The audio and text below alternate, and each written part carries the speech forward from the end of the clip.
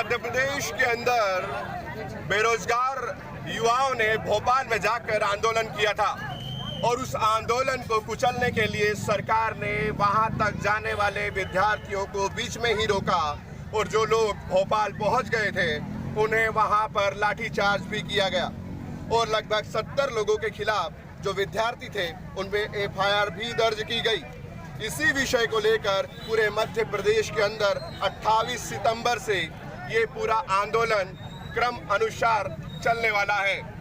हम आपको बता दें कि कलेक्टर के नाम ये ज्ञापन इन बेरोजगार युवाओं ने दिया है। ये विभिन्न संगठनों से जुड़े हुए भी हैं।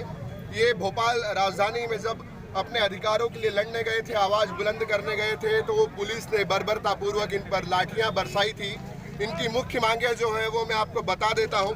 इनकी मुख्य मांगे जो हैं, प्रदेश के सभी विभागों में खाली पड़े पदों पर बड़ी संख्या में भर्ती की जाए। 4 सितंबर भोपाल महा आंदोलन में गिरफ्तार किए नौजवानों के ऊपर दर्ज किए मुकदमे तुरंत वापस किए जाएं। माध्यमिक शिक्षा भर्ती में हिंदी, विज्ञान व सामाजिक विषय के पदों की संख्या बढ़ाई जाए।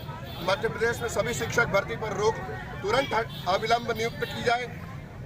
मध्य प्रदेश प्राथमिक शिक्षक भर्ती जल्दी से आयोजित की जाए। पुलिस भर्ती की जाए, संविदा कर्मियों के नियुक्त किया जाए, पटवारियों की अविलंब नियुक्ति की जाए और एमपीपीएससी जो सबसे बड़ा पद होता है, न जाने लाखों लोग, लाखों विद्यार्थी अपने सपने संजो लेते हैं और उनके माता पिता सपने देखने लगते हैं, वो भी अभी अधर में हैं। तो इसमें एमपीपीएससी 2020 की जो परीक्षा भर्ती निकाली गई है वो भी कहीं ना कहीं अभी पूरी नहीं की गई है। अस्पतालों में भी बहुत स्थिति खराब है। कोरोना काल चल रहा है, उसके बावजूद भी सबसे पहले अस्पतालों में भर्ती की जाना चाहिए, लेकिन फिर भी अस्पतालों में अभी भर्ती नहीं की जा रही है। और आईटी, स्टेनो, इंजीनियर सहित तमाम ऐसे मुद्दे हैं, एथेंटिक मुद्दे हैं, जो लोकतांत्रिक तरीके से ये लोग अपना विरोध दर्ज करवा रहे हैं। हम यहाँ पर बात करेंगे, बसपा के जिला अध्यक्ष भी हैं, जो युवा हैं, बेरोजगार भी हैं, और हमारे साथ यहाँ पर जयस के प्रदेश प्रवक्ता भी हैं और आदिवासी छात्र संगठन के प्रदेश अध्यक्ष भी हैं। हम तीनों से क्रमवार जानेंगे कि आखिर किस तरह से वो इस आंदोलन को आगे ले जाएंगे और अपने अधिकारों को ना मिलने तक किस स्तर तक का आंदोलन वे करेंगे।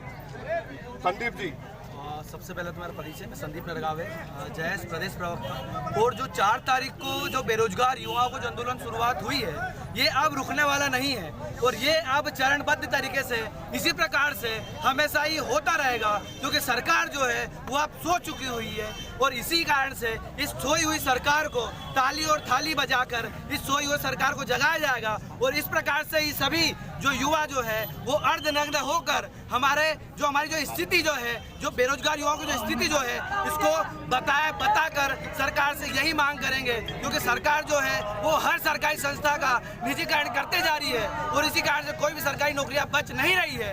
तो यही हमारा जो आंदोलन है वो इस प्रकार से बेरोजगार युवाओं का चलता ही रहेगा और आने वाले समय में ये रुकने वाला नहीं चलेगा आंदोलन। ये जो आंदोलन है अब ये रुकने वाला नहीं है। 4 तारीख को शुरू हुआ था, अब ये आज हुआ है और आने वाले समय भी होगा। तब तक होगा जब तक सरकार जो हम सभी युवाओं पूरे प्रदेश में कर रहे हैं आप आंदोलन? पूरे प्रदेश में हो रहा है, पूरे प्रदेश में चरणबद्ध तरीके से होगा और तब तक होगा जब तक सरकार युवाओं को रोजगार नहीं देती।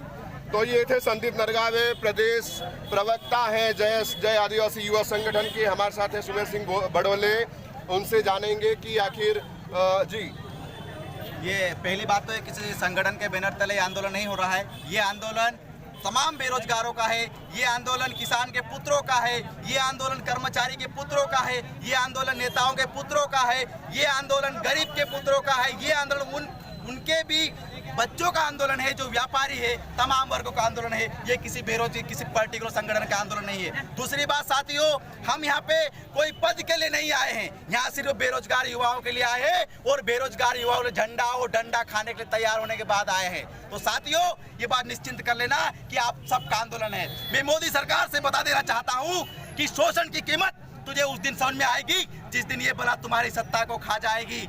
अरे मेरे मोदी, सुन लो तुम कि मेरा बेरोजगार भाई व्रत रखता है ये सोचकर कि बच गए 2 पैसे तो कल के लिए किताब आ जाएगी। ये आंदोलन चरणबद्ध तरीके से चलेगा। हमारे इस आज के आंदोलन को रोकने के लिए इस सरकारों ने भोपाल से लगाकर बड़वानी तक के जितने भी प्रशासनिक अमला सभी लगा दिया उन्होंने। भोपाल से वहां तक हमारा आंदोलन होने का था, कोर्ट चौराहे में, हमको कोर्ट चौराहे पे मना कर दिया। 4 दिन पहले हमने निवेदन किया था कि हमको परमिशन दो, हमको परमिशन नहीं दी गई। उसके बाद हम आए कोर्ट चौराहे, वहाँ पे लगाया टेंट, कोर्ट चौराहे हमको नहीं बैठने दिया। इसके बाद हमको बोला इंद्रजीत जाकर तुम बैठो, प्रशासन को ध्यान में रखते हुए हमने इंद्रजीत यहाँ पे आया, यहाँ पे 4 ताले लगा दिया कि हम तुम इंद्रजीत में नहीं बैठ सकते। तो साथियों, ये हमारे साथ अन्याय है।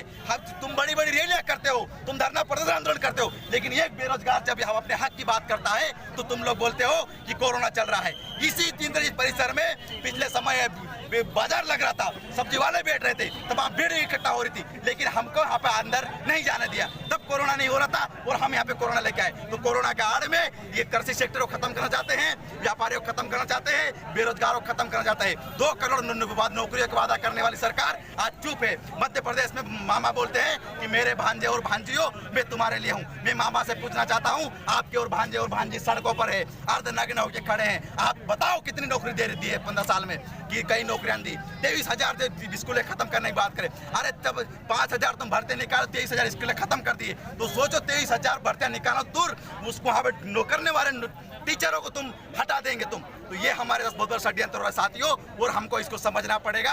और ये आंदोलन अनवरत रूप से चलेगा जब तक भर्तियां नहीं निकाले, क्योंकि ये आंदोलन तमाम बेरोजगारों का आंदोलन है। ये कोई किसी नेता का आंदोलन नहीं, कोई किसी संगठन का आंदोलन है। यहाँ हर संगठन के लोग हैं, तमाम अलग अलग संगठन के लोग हैं, और सभी का सहयोग है। उनको मैं पुनः इस आंदोलन के माध्यम से उनको धन्यवाद ज्ञापित करता हूँ, जो तमाम संगठन के लोग हमारे साथ में आए हैं। धन्यवाद।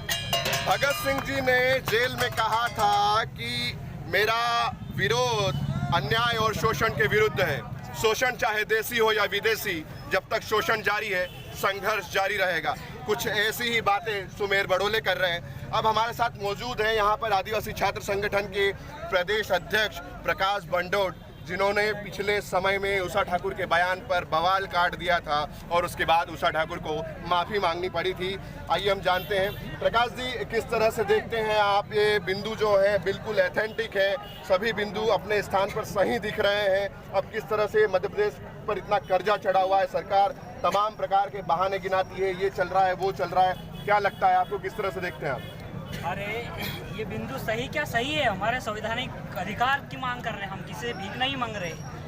चुनाव से पहले मोदी सरकार ने बोला था कि देश में 2 करोड़ रोजगार देंगे, लेकिन अभी देखने को मिल रहा है कि मतलब मैं देश को बिकने नहीं दूंगा। आज वो रेलवे को बेच रहे हैं, इसके बाद एयरलाइंस को बेच रहे हैं, BSNL को बेच रहे हैं, तमाम जो सरकारी कंपनियां हैं उसको बेच के हमारे बेरोजगार युवा जो है बेरोजगारी देश में बढ़ा रहे हैं, युवाओं के रोजगार खत्म कर रहे हैं। आज मध्य प्रदेश में 28,000 प्राथमिक स्कूल बंद करने का सरकार ने फरमान जारी किया है।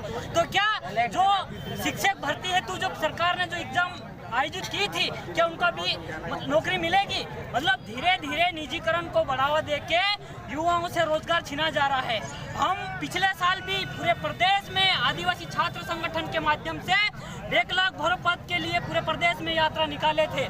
मध्य प्रदेश में करीबन 1.25 लाख के समथिंग ST/SC के 1 लाख पद खाली है। हम लगातार ये मांग कर रहे हैं। चुनाव में भी सरकार ने वादे किया था कि हम मतलब 1 लाख पदों की भर्ती करेंगे, लेकिन आज ये जो आंदोलन है, ना ST, ना SC, ना OBC, ना जनरल, ये सभी समुदाय के बेरोजगार युवा है, सभी के अपने हक के लिए लड़ रहे हैं। सभी को रोजगार चाहिए, चाहे कोई सा भी वर्ग है।